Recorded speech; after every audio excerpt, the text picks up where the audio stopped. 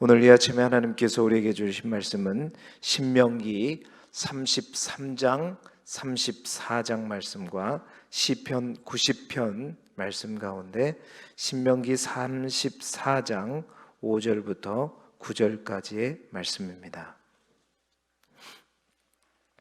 신명기 34장 5절부터 9절까지의 말씀, 구약성경 318쪽입니다. 구약성경 318쪽 신명기 34장 5절부터 9절까지의 말씀입니다. 오늘은 특별히 시편 90편까지도 읽는 날이죠. 신명기 34장 5절부터 9절까지의 말씀을 우리 한 목소리로 함께 읽겠습니다. 시작. 이에 여호와의 종 모세가 여호와의 말씀대로 모압 땅에서 죽어 벳부올 맞은편 모압 땅에 있는 골짜기에 장사되었고 오늘까지 그의 묻힌 곳을 아는 자가 없느니라. 모세가 죽을 때 나이 120세였으나 그의 눈이 흐리지 아니하였고 기력이 쇠하지 아니하였더라. 이스라엘 자손이 모압 평지에서 모세를 위하여 애곡하는 기간이 끝나도록 모세를 위하여 30일을 애곡하니라. 모세가 눈의 아들 여호수아에게 안수하였으므로 그에게 지혜의 영이 충만하니 이스라엘 자손이 여호와께서 모세에게 명령하신 대로 여호수아의 말을 순종하였더라. 아멘. 오늘은 신명기 33장, 34장 그리고 시편 90편의 말씀으로 교재에 있는 제목으로 모세의 축복과 죽음, 모세의 축복과 죽음이라는 제목으로 하나님의 말씀을 함께 나누도록 하겠습니다. 신명기 마지막 두 장과 함께 시편 90편을 오늘은 우리가 읽습니다. 시편 90편은 왜이냐면 모세가 지은 유일한 시편입니다. 시편 가운데 모세가 지은 시편이 딱 하나가 있거든요. 그 시편이 바로 시편 90편입니다. 오늘 시편 90편과 관련된 말씀은 오늘 주일 예배 시간에 제가 잠깐 나누도록 하겠고요.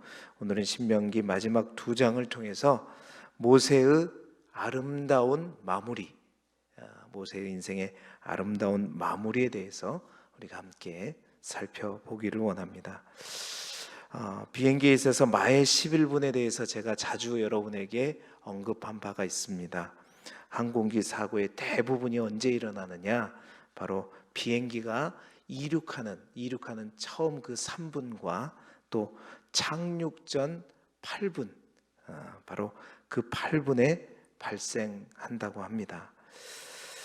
그런데 높은 비상을 항상 꿈꾸며 살아가는 우리의 인생 또한 마찬가지인 것 같습니다. 우리 인생에 있어서도 이 마의 11분이라고 하는 이 원리가 그대로 우리의 인생에도 적용된다는 것이죠. 인생에 있어서 이제 값진 어떤 일을 시작하는 순간, 그렇죠? 뭔가 우리가 하나님 우리에게 주신 귀한 사명들을 감당하는 그 순간 우리가 가진 모든 힘을 다 쏟아 부어야 됨이 맞습니다. 그 힘이 필요하고요. 그래야 이륙할 수 있겠죠. 그래야 비상할 수 있습니다. 하지만 이제 오랜 기간 동안 그것들을 감당하고 우리가 그 일을 내려놓을 때 모든 그동안 주었던 힘을 그냥 빼는 것, 다 힘을 빼내는 것, 이것 또한 너무나도 중요하다는 것이죠.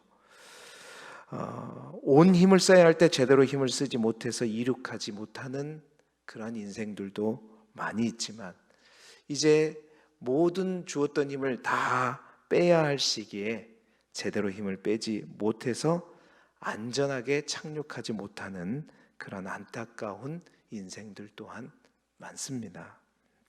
오늘 우리는 위대한 모세, 그의 인생의 마지막 착륙 지점에 와 있는 것이지요. 80년에 어떻게 보면 준비 끝에 그는 온 힘을 쏟아붓고 40년을 비행했습니다. 40년 동안 이스라엘의 지도자로서 정말 열심히 온 힘을 다해서 40년 동안 이스라엘 백성들을 이끌었었죠. 이제 그는 모든 항해를 마치고 착륙할 때입니다. 모세는 오늘 본문을 통해서 어떻게 그 마지막 힘을 뺐는지,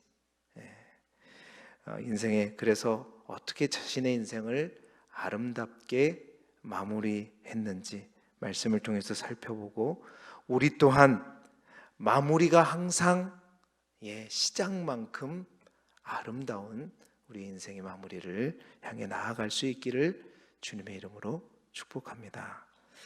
첫 번째로 모세는요, 5절의 말씀에 보면 모압 땅에서 죽었습니다. 모압 땅에서 죽었습니다.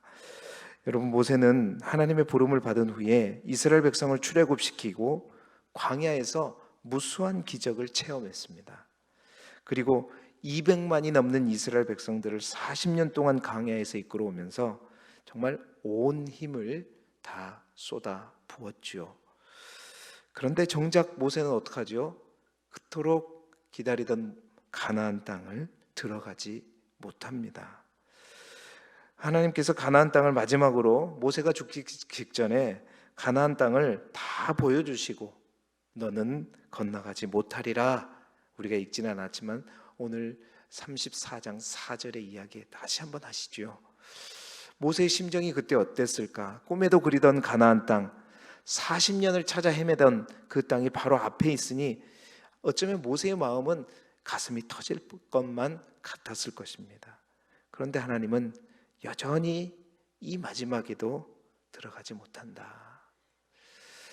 마지막으로 느보산의 꼭대기로 올라가라고 하시더니 저 땅을 보여주지나 말았으면 더 좋았을 텐데, 하나님은 다 두루 보여주시고 이제 안 된다, 너는 들어가지 못한다.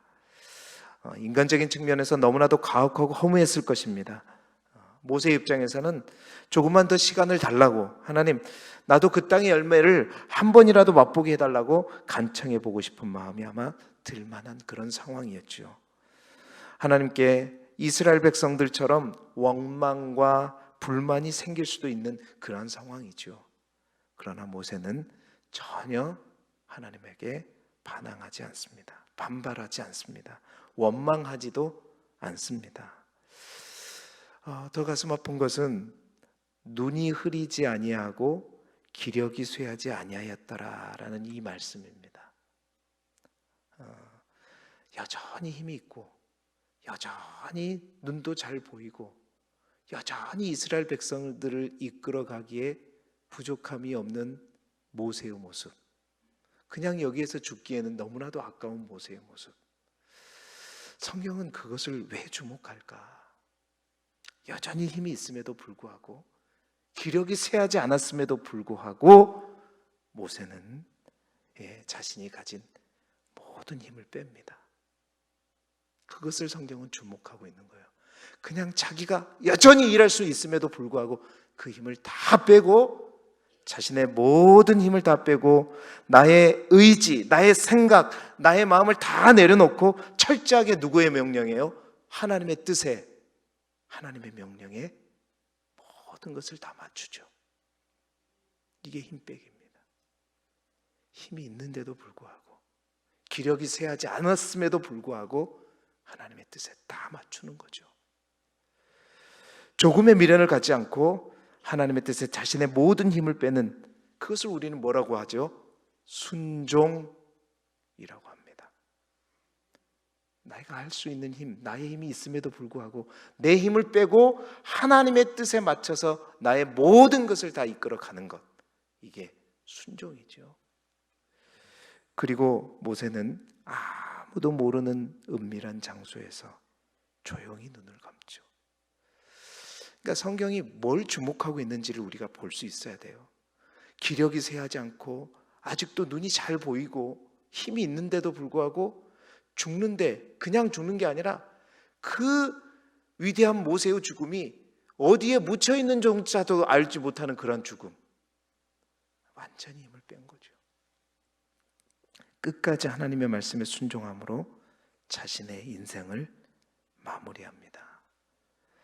모세에게 모압 땅에서 죽는다는 것은 마지막까지도 자신의 힘을 빼고 하나님의 말씀에 순종하는, 그러니까 모세에게 있어서 죽음 또한 마지막 순종이었다. 자신의 마음과 뜻과 생각뿐만 아니라 자신의 모든 몸의 모든 힘을 완전히 다 빼는 죽음조차도 하나님께 나아가는 마지막 순종의 모습이었다라는 것이죠. 끝까지 내 뜻과 내 생각과 주장이 아니라 하나님의 주권과 하나님의 섭리를 인정하는 그것에 온전히 순복하고 따르는 이 모습, 모세의 아름다운 마무리 인생의 첫 번째 모습이라는 것이죠. 두 번째로 우리는 6절의 말씀 가운데 모세는 여호수아를 후계자로 세웁니다. 모세의 더 아름다운 두 번째, 모세의 마지막이 더 아름다운 두 번째 이유는 아직 눈이 흐리지 아니었고 기력이 쇠하지 않았음에도 불구하고 하나님의 말씀에 따라 모든 리더십을 누구에게요? 여호수아에게 다 승계합니다. 자리에 대한 욕심, 권력에 대한 욕심, 부에 대한 욕심, 아니 그 모든 힘을 다 빼고 누구에게요? 후계자 여호수아에게 다 이양합니다. 여러분, 여호수아가 아무리 훌륭한 지도자로 준비되었다고 할지라도 모세가 느보산에서, 모압 땅 느보산에서 죽지 아니하고 가나안 땅에 들어갔다면 여호수아는 절대로 가나안 땅에서 모세를 뒤를 이어 지도자의 역할을 감당하기 어려웠을 거예요. 왜냐하면 모세는요, 워낙 큰 거목이었기 때문입니다. 모세의 뒤를 이어서 지도자의 역할을 감당하기가 만만치 않아요. 모세는 워낙 컸기 때문에 그 그늘이 너무나도 커서 누구도 그 뒤를 이어서 지도자의 역할들을 감당하는 것은 쉽지 않은 일입니다. 그래서 모세는 온전히 모든 것을 여호수아에게 이양하고 스스로 자신의 그늘을 모두 다 없애버린 거죠. 그래서 여호수아가 능히 모세의 뒤를 이어서 훌륭한 백성의 지도자로 나설 수 있도록 모든 힘을 다 빼고 그 힘을 여호수아에게 다 이양해 줍니다. 깨끗이 물러나죠. 이것이 모세의 아름다운 마무리 두 번째 모습이에요.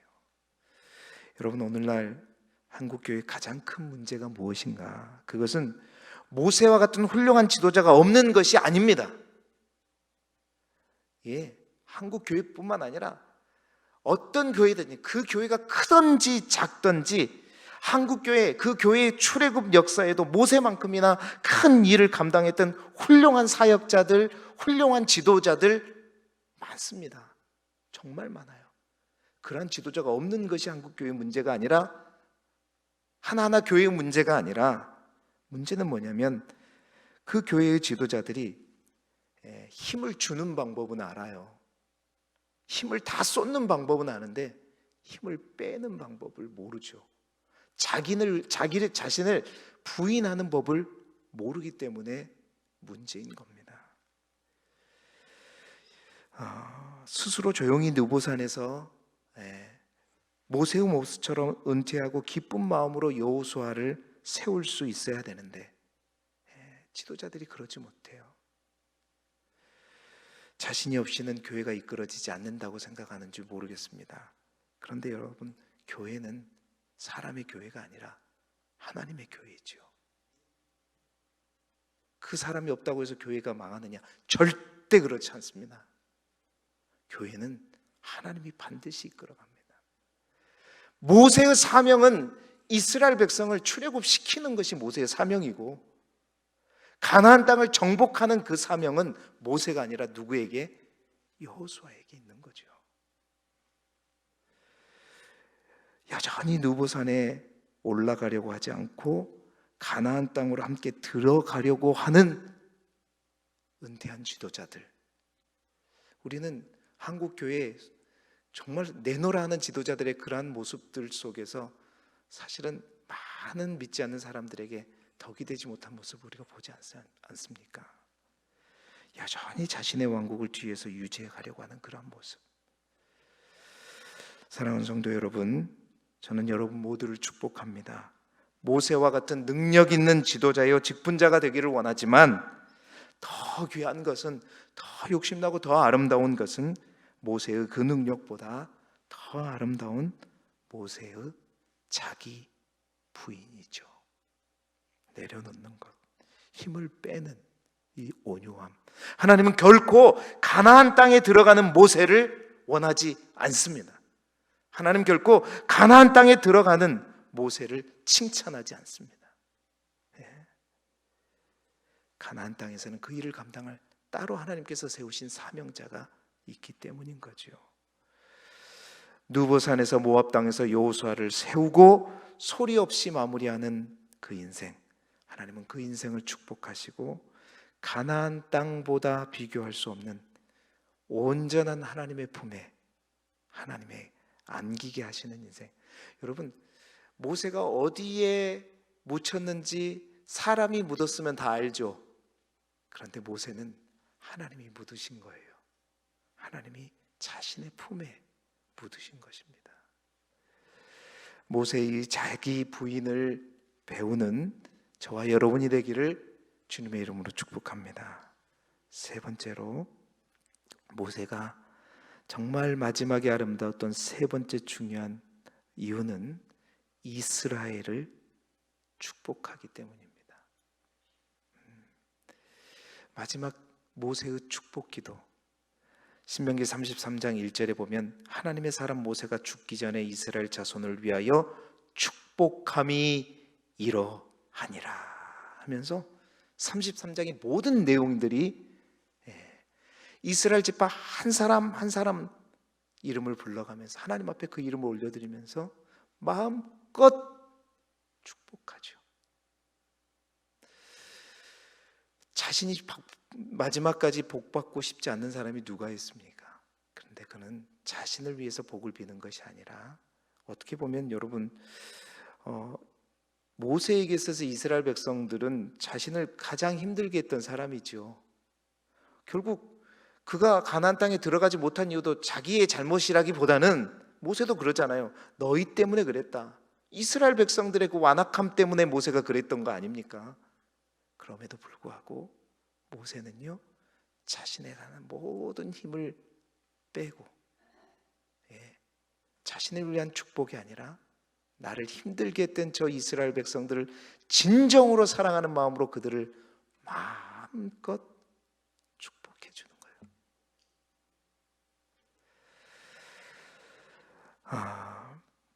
만약 모세가 인간적인 감정에만 치우쳤다면 아마 그랬을 거예요. 니들 나 놔두고 누구들끼리 가면 잘 되나 보자. 그럴 수 있어요. 그러나 그는 마음껏 축복해 줍니다. 여러분, 신명기 33장 29절의 말씀을 우리 함께 읽어봤으면 좋겠습니다. 신명기 33장 29절, 그 축복의 마지막 부분인데요, 함께 읽겠습니다. 시작. 이스라엘이여, 너는 행복한 사람이로다. 여호와의 구원을 너같이 얻은 백성이 누구냐? 그는 너를 돕는 방패시요 내 영광의 칼이시로다. 내 대적이 내게 복종하리니 내가 그들의 높은 곳을 밟으리로다. 너희는 정말 행복한 사람이로다. 앞으로도 행복할 것이다. 마음껏 축복하죠. 마지막에 자신의 모든 힘을 빼는 절정은, 그 모세의 온유함의 절정은 무엇인가? 바로 이스라엘을 위해서 마음껏 축복해 주는 것입니다. 사랑하는 성도 여러분, 모세의 이러한 영적인 성숙함을요, 우리가 본받을 수 있기를 바라고, 정말로 그러한 성숙함을 지금으로부터 우리가 준비할 수 있기를 소망합니다. 어쩌면 원수와도 같은 사람, 축복할 수 없는 사람, 그 사람까지도 마음껏 축복하는, 이게 모세의 힘 빼기의 절정입니다. 모세는 그렇게 인생을 착륙시켰어요. 자신의 인생을 그렇게 착륙시켰단 말입니다. 자신의 생각, 자신의 의지, 아직도 여전히 눈이 잘 보이고 기력이 쇠하지 않았지만 자신의 모든 의지와 뜻을 다 내려놓고 하나님의 뜻에 순복하였고, 뿐만 아니라 자신이 가진 모든 힘과 권력에 대한 미련을 완전히 버리고 여호수아에게 모든 것을 다 힘을 실어주었고, 뿐만 아니라 마지막 자신이 가진 그 조그마한 힘까지도 하나님의 이름으로 이스라엘 백성을 축복하는 데 쏟아붓는, 사랑하는 여러분, 모세의 인생의 이 아름다운 마무리는 누구의 모습을 보여주는 것일까? 바로 우리 주님의 모습입니다. 겟세마네 동산에서 예수님께서 마지막까지 기도했던 것이 무엇입니까? 하나님의 뜻에 대한 순종이지요. 아버지여, 만일 아버지의 뜻이거든 이 잔을 내게서 옮기시옵소서. 그러나 내 원대로 마옵시고 아버지의 원대로 되기를 원하나이다. 죽음에 앞두고 우리 주님께서는 겟세마네 동산에 올라가셔서 나의 뜻과 나의 생각, 예수님도 하나님이시잖아요. 하나님이신데 그 죽음을 거부할 능력이 있지요. 왜 못하겠어요? 다 천군 천사를 다 동원해서 다 다스리실 수 있습니다. 그러나 그는 뭐에 순종했어요? 아버지의 뜻에 순종하셨습니다. 뿐만 아니라 주님은 당신의 모든 사역을 마무리하시면서 자신의 모든 것을, 자신이 가진 모든 것을 제자들, 12제자들에게 다 이양했고 천국의 열쇠마저도 그들에게 다 넘겨주었지요. 그리고 그는 자신의 힘을 다 빼고 십자가에 조용히 돌아가셨습니다. 뿐만 아니라 제자들과 교회를 위해서 마지막 제사장적인 축복 기도를 드리실 뿐만 아니라 십자가에 죽으실 때 자신을 죽이는 사람, 그 사람들을 저주하지 아니하고 아버지여, 저들의 죄를 용서하여 주옵소서. 사랑하는 성도 여러분, 모세가 마지막 그대의 인생의 마지막 모습을 통해서 우리에게 들려주는 주님의 음성을, 우리를 향한 하나님의 음성으로 들을 수 있는 이 새벽이 되기를 소망합니다. 가장 아름다운 마무리를 보여준 모세처럼, 또 우리 주님처럼 정말로 나의 모든 힘을 빼고 하나님의 말씀에 순종하고 또 모든 것을 내려놓고 축복함으로 우리의 마무리 또한 정말 가지 않아야 될 가나안 땅에 끝까지 포기하지 않고 들어감으로 많은 이들의 얼굴을 찌푸리게 하고 하나님 마음을 상해하는 것이 아니라 정말로 하나님의 자랑이 되고 하나님의 기쁨이 되고, 내 사람 모세는 온유함이 모든 이들보다 더하더라. 이 온유함이 제가 항상 얘기하잖아요. 힘 빼는 거예요. 온유함이라는 것은 내가 뭔가 힘이 있지만 그 힘을 발휘하지 않을 때 우리는 그것을 뭐라고 해요? 온유하다. 우리의 마무리 또한 아름다운 인생으로 준비해 가시기를 그리스도 예수 이름으로 축복합니다. 기도드리겠습니다. 하나님 아버지,